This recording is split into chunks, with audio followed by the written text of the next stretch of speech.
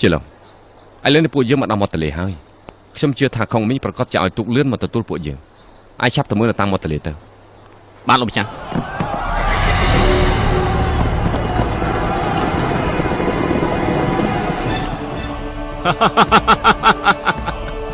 លៀបអី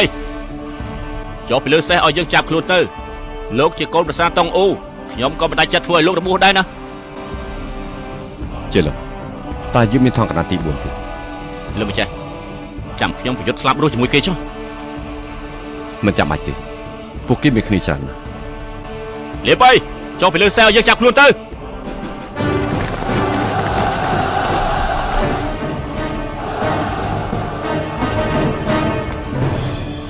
លោកម្ចាស់សូមគោរពមេតបធំ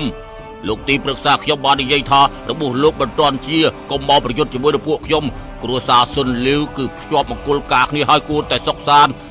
សូមលោកមេតបធំគិតដល់ខ្លួនឯងផងលោកមេតបចាំមិនទៅសម្លាប់ចូលបាញ់ព្រួយ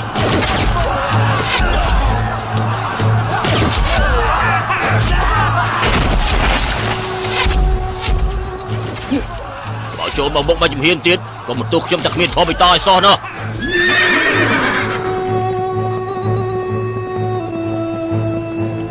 លោកម្ចាស់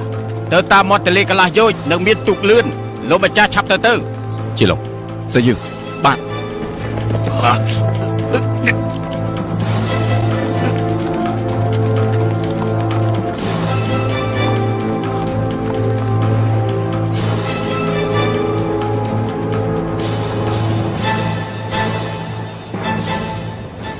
លោកម្ចាស់លោកទីប្រឹក្សាបានមកសល់ពាក្យលាគ្នាឲ្យខ្ញុំនិយាយប្រាប់ចៅអ៊ី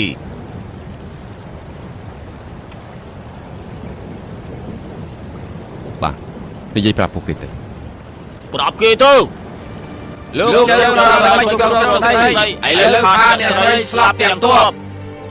លោកចៅប្រមិនគ្រប់គ្រងដីឥឡូវខាអ្នកស្រីស្លាប់ទាំងទ័ពលោកចៅប្រើល្បិចគ្រប់គ្រងទឹកដីឥឡូវខាតអ្នកស្រីស្លាប់ទាំងទ័ពប្រសិទ្ធយើងសន្យាថានឹងសម្លាប់ឯងលោកបិទលោកបិទ